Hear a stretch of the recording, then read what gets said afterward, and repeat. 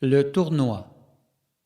Lorsque Dronacharya vit que l'éducation de ses disciples tirait à sa fin, il se réunit avec les aînés des Kurus et leur adressa ces mots. Ô meilleur d'entre les rois Kurus, l'éducation de vos enfants est maintenant terminée. Organisons un tournoi afin que mes jeunes étudiants démontrent leur habileté dans le maniement des armes. Le roi Dhritarashtra prit alors la parole. Ô Drona, meilleur des brahmanas, ton œuvre en est une des plus merveilleuses. J'envie ceux qui ont des yeux pour admirer les exploits de mes enfants. Vidura organisera une fête qui permettra à tous de constater les prouesses de ces jeunes. Comprenant les intentions du roi, Vidura quitta le palais et se mit à l'organisation du tournoi. Lorsque vint le jour de la compétition, tous les rois et les membres éminents de la dynastie Kuru s'assemblèrent dans l'arène de combat et chacun prit son siège assigné. Les femmes, avec à leur tête Kunti et Gandhari, pénétrèrent dans l'arène et s'assirent sur leurs sièges respectifs. Les habitants d'Hastinapur avaient tellement hâte de voir la compétition qu'en quelques minutes seulement, une grande foule s'assembla. L'espace ambiant fut bientôt rempli des sons de la conque, des tambours et des trompettes. Dronacharya fit son entrée et présenta les étudiants un à un. Chacun des élèves de Drona devait montrer son savoir-faire. Avec à leur tête Yudhishthir, les garçons s'approchèrent et au moyen d'arcs et de flèches devaient tenter d'atteindre des cibles données. Craignant que certaines flèches ne ratent la cible et les atteignent, plusieurs spectateurs baissaient la tête. D'autres, cependant, admiraient le tournoi sans crainte aucune. Après avoir démontré leur adresse au tir à l'arc, les garçons firent montre de leur talent en utilisant d'autres armes, telles l'épée, le javelot et les dards célestes. Puis Bhima et Duryodhana, désireux de combattre, pénétrèrent dans l'arène, masse en main. Rugissant comme deux lions, ils démontrèrent leur habileté. Pendant la lutte, Vidura décrivait leur combat à Dhritarashtra, ainsi qu'à son épouse Gandhari. Mais la lutte devenait un peu trop tendue et Dronacharya fit cesser le combat. Afin d'adoucir l'atmosphère de la compétition, Drona fit appeler Arjuna et le présenta à la foule. « Voici Partha. Il m'est plus cher que mon propre fils. Il maîtrise toutes les armes et son père n'est nul autre que le grand Indra, roi des planètes célestes. » Arjuna pénétra alors dans l'arène avec son arc et un carquois rempli de flèches. La foule lui exprima son affection par des cris de joie.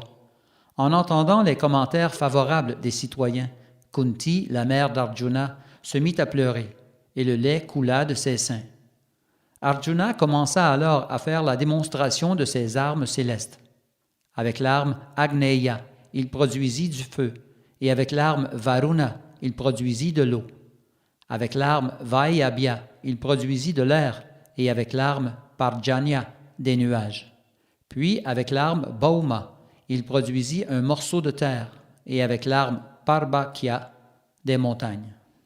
Finalement, avec l'arme Antardanta, il fit disparaître toutes ces choses.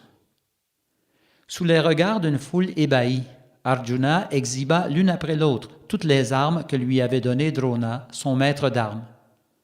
On vit ensuite apparaître à l'entrée de l'arène un personnage aussi brillant que le soleil. Stupéfait, Duryodhana se leva et ses 100 frères en firent autant. Ne sachant rien de l'identité de ce personnage céleste, Drona et les 5 Pandavas allèrent au-devant de lui. Il s'agissait en réalité de Karna, le premier fils de Kunti, avant son mariage avec Pandu. Son père était Vivasvan, le déva du soleil, et Karna était investi des mêmes pouvoirs que lui. Depuis sa naissance, il portait une armure naturelle en or, ainsi que de scintillantes boucles d'oreilles. Les spectateurs se demandaient qui pouvait bien être ce personnage, dont la radiance gagnait toutes les directions. Karna offrit son hommage à Kripa et à Drona, pour ensuite adresser ses paroles à Arjuna. « Les exploits que j'accomplirai devant cette foule surpasseront les tiens. Tu le constateras avec étonnement. » En entendant ces paroles, Duryodhana se réjouit, et voyant la rivalité qui s'installait entre Karna et Arjuna, il vit augmenter son affection pour ce guerrier inconnu. Karna se présenta devant la foule, puis, avec la permission de Drona, se mit à exhiber la même dextérité qu'Arjuna. Voyant l'excellence de ce grand archer, Duryodhana et ses amis étreignirent Karna et lui tinrent ces propos. « Bienvenue, ô guerrier aux bras puissants. Nous sommes des plus fortunés de pouvoir devenir ton ami. Installe-toi avec nous dans le royaume des Kurus. » Arjuna, par esprit de compétition, adressa ces mots à Karna. « Montre-moi toutes les armes que ton précepteur t'a données, et je vais les neutraliser les unes après les autres. Tu verras alors ma supériorité au tir à l'arc. Prépare-toi à combattre. » Karna répondit, « Cette arène est destinée à nous tous, pas seulement à toi. Pourquoi n'utilises-tu que des paroles pour t'exprimer? Lance toutes tes flèches, et ensuite je te trancherai la tête en la présence même de Drona. » Encouragé par ses frères et avec la permission de Drona, Arjuna se prépara à combattre. Quant à son adversaire, Karna, qui jouissait de l'affection de Duryodhana, il prit son arc et ses flèches et se plaça en position de combat. Indra, au moyen des nuages, produisit de l'ombre pour son fils Arjuna, tandis que Vivasvan, le déva du soleil, dispersa les nuages se trouvant au-dessus de la tête de son fils, Karna. Comprenant qu'elle assistait à une compétition fatale, Kunti s'évanouit et tomba au sol, mais Vidura lui fit reprendre conscience. Lorsqu'elle vit ses deux fils sur le point de se battre, elle fut saisie d'épouvante. Kripacharya, versé dans les règles du combat, parla ainsi à Karna. « Arjuna, le plus jeune des fils de Kunti, appartient à la dynastie Kuru. Il se battra avec toi. Mais tu dois aussi nous dire à quelle dynastie royale tu appartiens. Les fils d'un roi jamais ne se battent contre des gens de classe inférieure. » Après que ces paroles lui eurent été adressées par Kripa, la fierté de Karna disparut, comme une fleur de lotus pendant la saison des pluies. Se levant de son siège, Duryodhana s'empressa alors de parler ainsi. « Ô Kripa, les Écritures nous disent qu'il existe 3 sortes d'individus pouvant appartenir à la classe royale. Il y a d'abord ceux qui naissent dans une telle famille, ensuite viennent les héros, puis finalement les dirigeants d'une armée.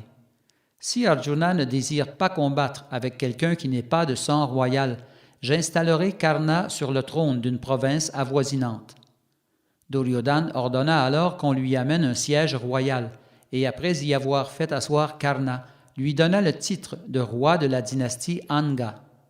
La cérémonie se déroula sous la direction de brahmanas qualifiés, versés dans la science védique. La foule se mit à applaudir en signe d'approbation.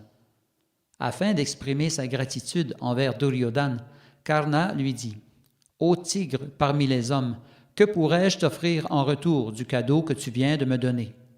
Je me plierai à tes directives et me ferai ton ami fidèle. » Duryodhana dit alors à Karna « Ô valeureux guerrier, je t'offre à mon tour mon amitié. » Puis les deux se donnèrent l'accolade, geste qui marqua le début d'un lien d'amitié qui plus tard causerait la destruction de la dynastie Kuru.